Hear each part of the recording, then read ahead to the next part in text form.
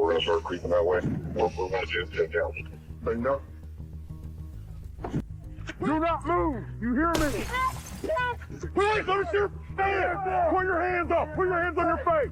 Put your hands on your face! Sit still! Keep your face, driver! Keep your head in your face! Do not move! Go to the ground! Go to the ground! Go to the ground! Babe, what's going on? Why are we on TV? Don't talk to me. On December 7th, 2018, authorities in Georgia were alarmed about a killer couple while trying to solve a brutal murder incident. In a twisted investigation, the officers discovered a locked apartment hiding disturbing scenes inside, only to reveal to the cops that they were standing in the murder house of the couple who had already fled the area and had started planning their next hunt with no idea that cops were coming for them. I just at this point feel like I need to kill myself because look what I've done. Will I be able to contact family before we go to jail?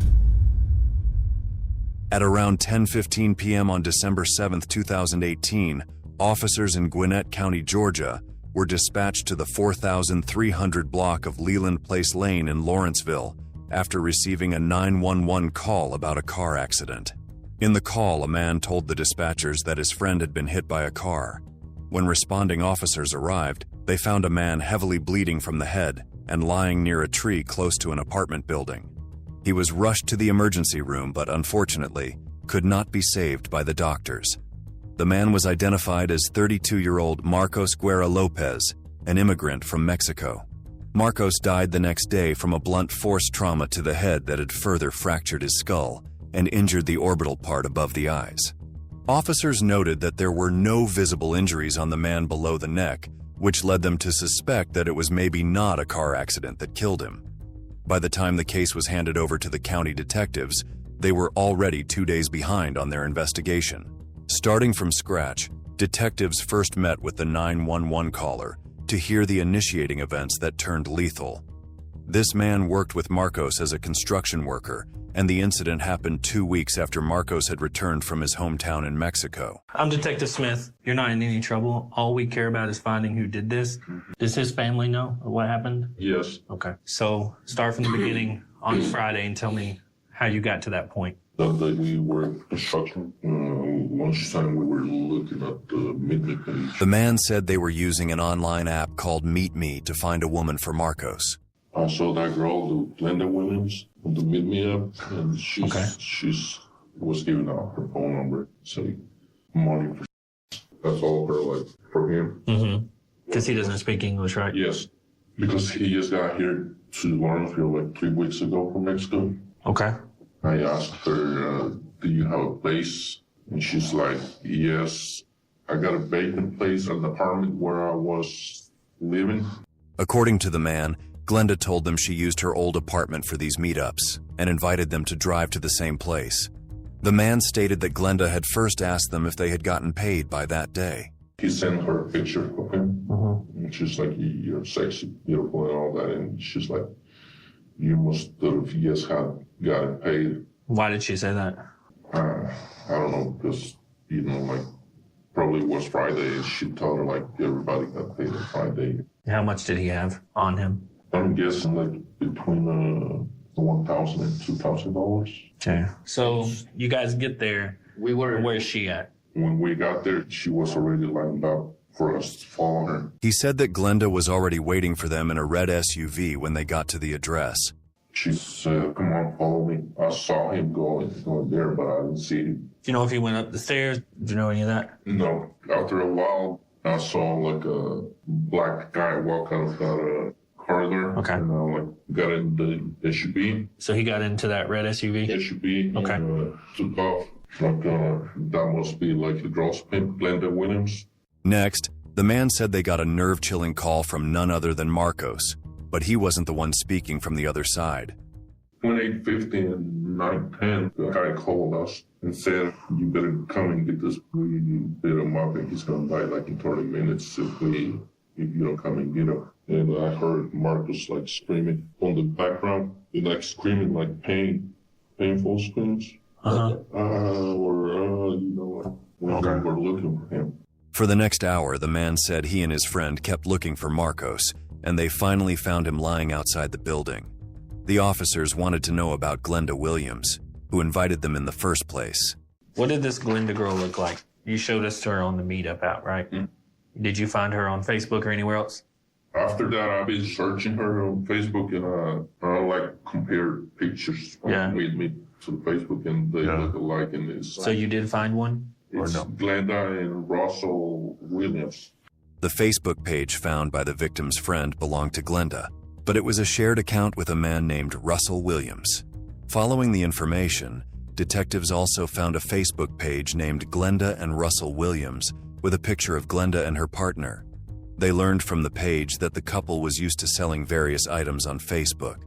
Detectives also found that Russell owned a red 2007 Mercury Mariner, which matched the red SUV vehicle description given by the 911 caller. His last registered address was the same apartment complex where Marcos had gone to. Detectives now had to verify the address to be sure it belonged to the same man, but shocking news awaited them at the site that further added chills to the scenario. When detectives reached the apartment complex, they saw patrol officers already working at the scene. Detectives learned that another incident of the exact nature had happened with another man around a few hours earlier. A man was lured into an apartment with the invitation of action for money, but it turned out to be a grisly nightmare for him.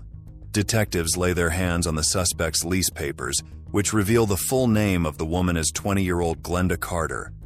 The victim, before being taken to the hospital, claimed that a short white female with black hair came to get him, and when he entered an apartment, he was beaten with a baseball bat and robbed.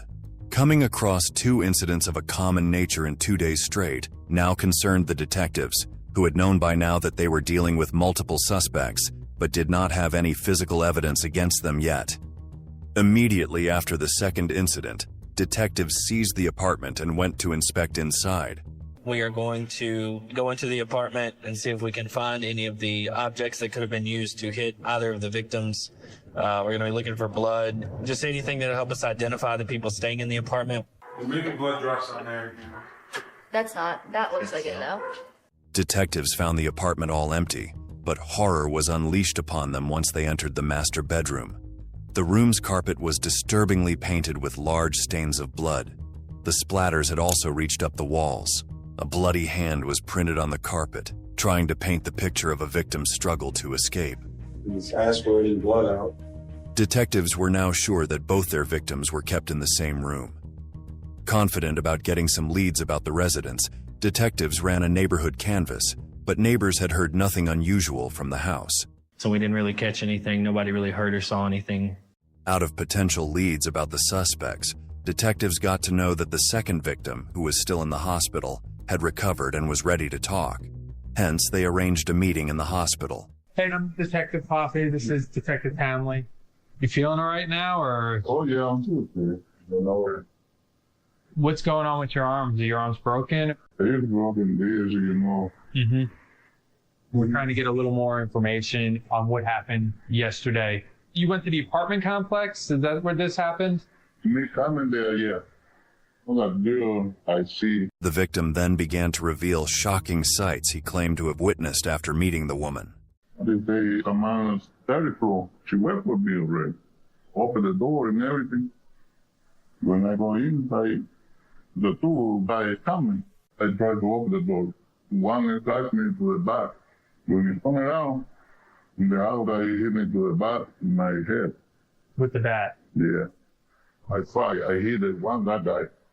When I hit it, the guy go to the floor. I took the other one back. Later, give me like 2 or 3 more bats. That's what happened with my hand. He asked me for the wallet. He hit 1 extra morning. And I tell you, I don't got it. I leave in the car. How did you manage to get away? Because he got a lot of blood everywhere, you know, white shirt. We go to the bathroom, he try to wash and everything. Then the other boy, I push the little boy. I push. When I push, I run out. I jump down to the harbor. I got my key in the engine. And I go.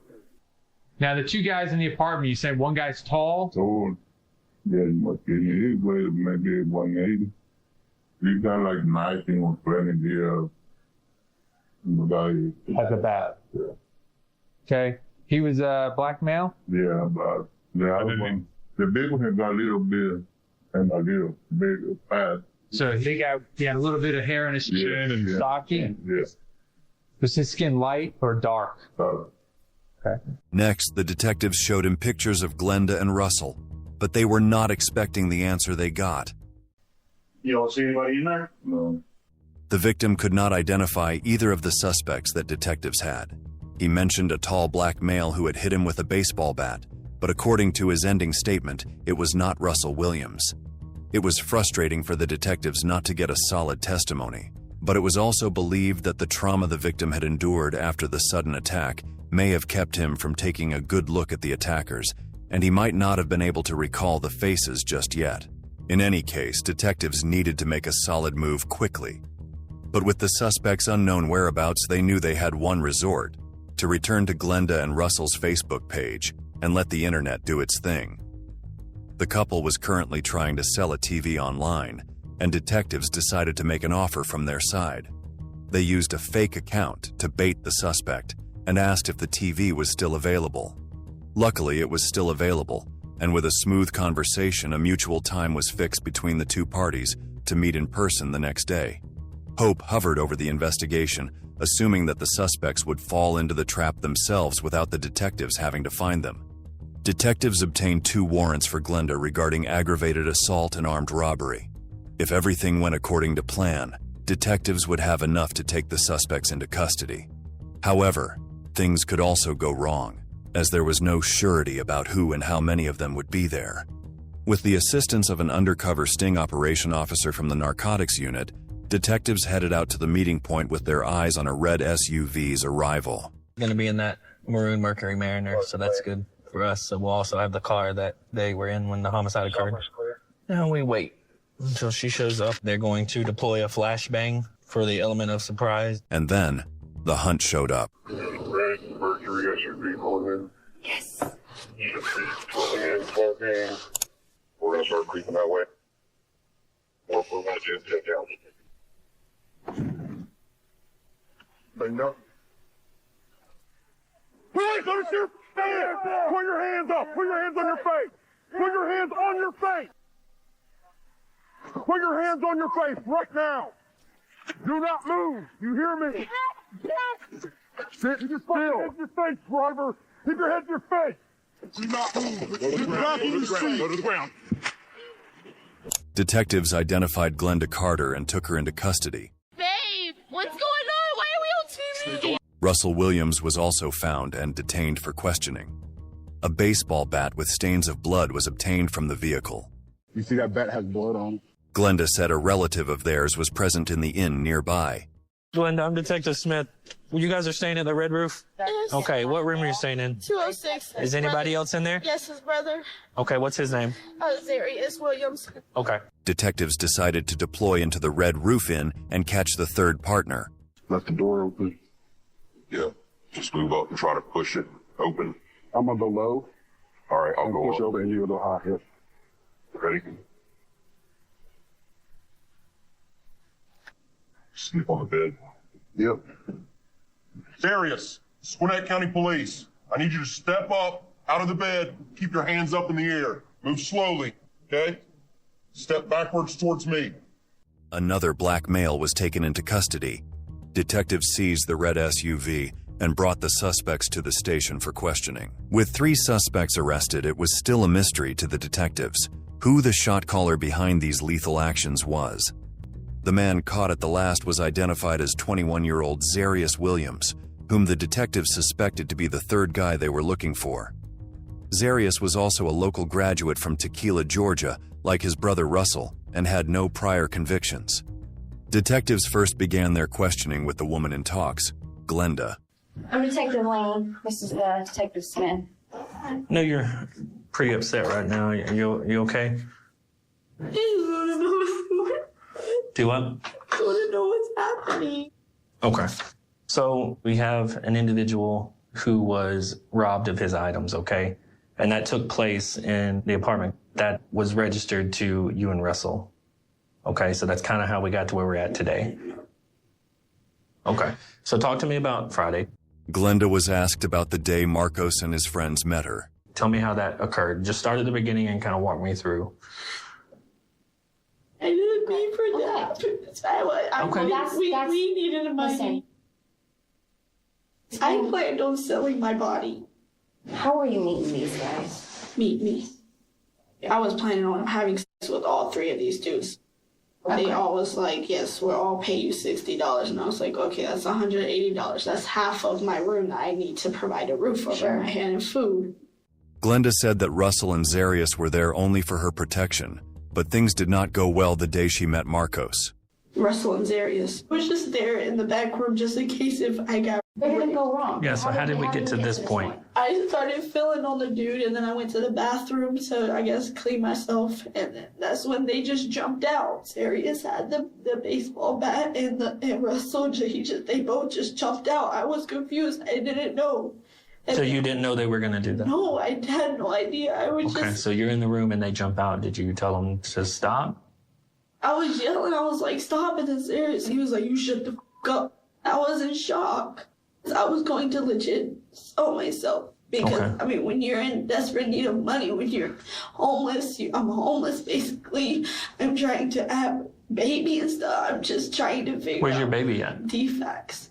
Glenda said that her daughter was in foster care and she needed to get her back. Is it your child with Russell? With Russell, yes. So you said Zarius had the bat and he hits the guy. How many times did he hit him? This dude was like trying to fight them. He fell and they kept beating on him. I guess the dude, passed out or something, and they literally dragged him to the tree. But you didn't plan for them to do that, all right? No, I just planned on selling myself. I mean, you kind of knew that they were probably going to just try to take his stuff, right?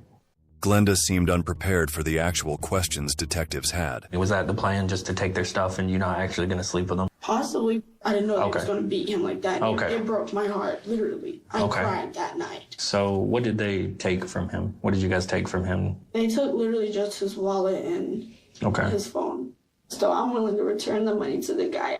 Okay. So how long was it before his friends went to go find him? Zarius had the phone, and the people kept calling the person's phone. Zarius answered and was like, I beat your man, your friend, and I took them by the tree. Just go get him. Why do you think Zarius made those statements? Russell at the time was saying, I feel bad for this dude. Like, this dude could be dead. At any point, did you guys call 911?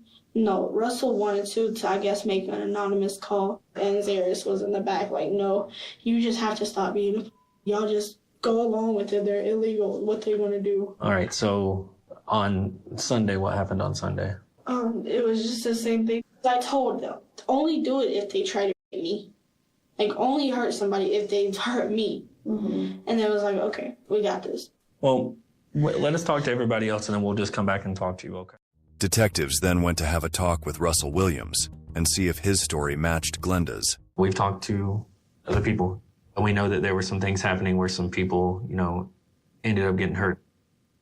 Okay. Ultimately, that apartment and where we know that things happened came back to you guys. But what I want you to do is just kind of explain it all to us so we can kind of understand what's going on, okay? For sure.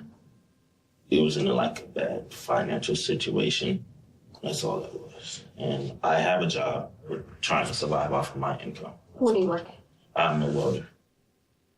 So we know there was an incident that occurred on Friday at the apartment, okay? So can you walk me through that? Well, I guess she just ended up talking to one of her friends, her friend over to the apartment complex. I was talking to the guy, asked me if he had any money. We asked, can we borrow some money? We got agitated. We got kind of forceful. Russell's story began to differ from what the detectives knew. He ended up trying to touch on Gwinnett.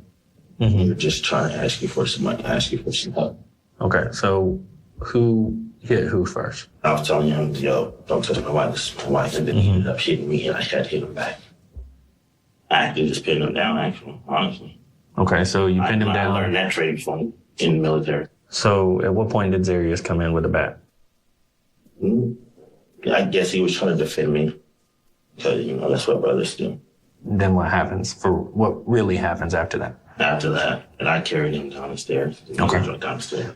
What happened after that? Because we know that his friends were receiving some messages from the guy's phone. We ended up sending him a message of where he was. Listen, Russell, and I'm trying to be patient with you, but you're not being honest with us, man. And I'm not going to sit here forever and hear all this stuff. You're trying to say that these guys bucked up on you first. We know that's not what happened. We know that you guys invited these gentlemen over there with the intentions of robbing them from the start. Simple as that. Yeah, they were fighting you back after you attacked them, correct? I mean, there's a bloody baseball bat in your car registered to you. You want to explain that? What's going on, man? Like, what's going on in your life that you guys need to do this? It's not what's going on in life. We just really wanted our daughters. That's all. Explain that to me. When did you lose your daughter? We couldn't afford to take care of her, so now she's in foster care. I don't know how, but somewhere down the road we became financially behind. All the bills that we had, like the car note, car insurance, we had credit people to pay back. So this is understandable. This makes me feel like you actually are a human being. Do you understand? Things took a drastic change for the detectives once they wanted to know who was the mind behind that action. I guess my biggest concern here is whose idea was this? I guess it was like Glenda's idea.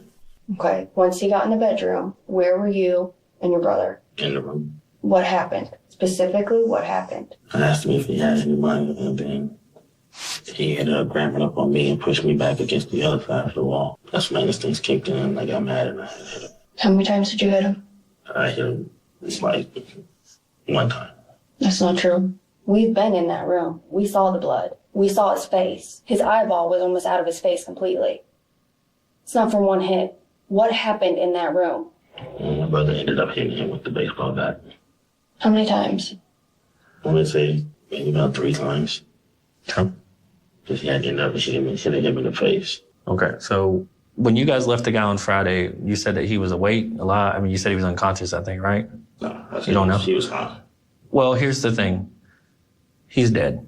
We're homicide detectives, okay? He's dead as a result from the injuries he sustained during your incident. Is there anything else you'd like to tell us, Russell? Did you say no? No. All right. He didn't come out as easy with it, but he gave it up. Russell tried to shape the story in his favor, but failed. Detectives then turned to their last suspect, Zarius. We know that there were some incidents that have occurred over the past weekend, okay? We want to make sure that we're clear on your involvement and that you get to tell your side, okay? All I know is that it was just like a little setup, basically. Okay. That I hid in one of the rooms was that as soon as his back was turned, I jumped out. Was all I did was hit him a few times so that I made sure he was on the ground. What'd you hit him with? Your fists, feet? Fists. Okay. What about the bat? I have no problem with the bat. We've talked to everybody else and they say you had the bat. Okay. You may have hit him with your fist, but you also hit him with the bat. So which one did you do first? It was the hand first. Okay. And then when you hit him with the bat, how many times do you think you hit him? 3 or 4. Whose idea was this? I'm saying Glenda did. Glenda's. And it was her idea for y'all to rob them? Yes. Detectives then told Zarius what happened with the guy they beat up. The guy from Friday is dead. We are homicide detectives, and he died as a result of the injuries that he sustained on Friday. Did you know that he had gone that far when he was unconscious, laying there gurgling? I mean, I thought that he was going to recover from that. Yes, I thought he was. Interesting reaction, man. All right, sit tight for us, okay? Detectives then returned to confront Glenda Carter's story. But after talking to the guys, it didn't take long for her to come clean. You doing okay? A couple things came up in our other interviews. They're saying that it was your idea to rob these guys. Is that true?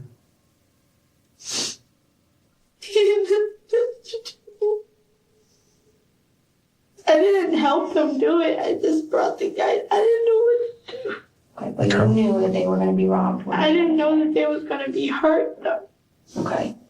The victim from yesterday had some pretty bad injuries. He underwent some surgery for his hand. He also had a broken arm. Okay. The victim from Friday is deceased. He's dead as a result of the injuries he sustained from you guys. Well, what's going to happen, honestly? Y'all are going to be looking at felony murder charges. Okay? So we're all going to jail today? Absolutely, yes. Will I be able to contact family before we go to jail? We might let you do that.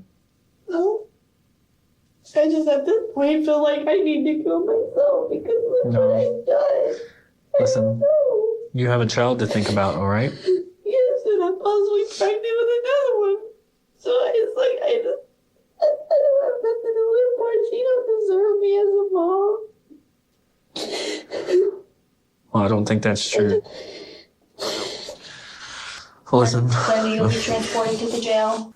You'll see a judge rather soon in the next couple of days who will explain everything to you in regards to your charges, okay? And you'll be able to get an attorney or have one appointed to you. Shockingly, the sympathy for Glenda and Russell due to their daughter also turned into a sad revelation after detectives tried to know more about the little girl from the Department of Family and Children's Services. It turned out that Glenda had no child in foster care, she was not pregnant, and she did not have a child ever. So I talked to the Department of Family and Children's Services, and I was able to find out that they do not have a child actually, and they have lied about it before. And other times where Glenda's had run-in with the police, she uses that as kind of a tactic where she's told them that she can't go to jail because she has a child at home that she needs to take care of. But they were able to confirm that that's never happened. Within 28 hours, detectives closed the case and arrested all 3 suspects. Glenda Carter was arrested on the charges of murder, aggravated assault, and armed robbery. She was later convicted of all 3 charges. Glenda's partner, Russell Williams, entered an offered plea to murder, aggravated assault, and armed robbery. He was sentenced to life in prison along with his brother Zarius, who would also spend his life in prison for murder, aggravated assault, and armed robbery. A simple man from Mexico who was working hard in America to give whatever comfort he could to his parents back home and create a better life, did not deserve to lose his life the way he did. Pues era bien trabajador, bien alegre, tenía muchas amistades, lo querían mucho. Pues sus sueños eran de que él se iba a Estados Unidos. Dijo, yo me voy para ayudarte porque tú andas cosiendo en la costura y ya ni siquiera ves para ensartar la máquina. Él viajó por tener una vida más bien, para darnos una vida a nosotros bien. In the last moments when Marcos's mother saw her son, she showed the heart of a warrior and hoped to keep his son alive by donating his organs. Cuando él estaba en el hospital, la doctora habló conmigo y me dijo que mi hijo tenía muerte cerebral. Me dijo que si podía yo donar sus órganos porque él tenía todos sus órganos bien. Puso muchas vidas por delante. Before ending the video, we would like to pay our heartfelt condolences to Marcos Guerra's family. May his soul forever rest in peace. For more such stories, don't forget to hit the like button and subscribe to Mysterious 7. If you have a recommendation about a case you'd like us to cover, feel free to drop a comment. Until then, stay alert and stay curious.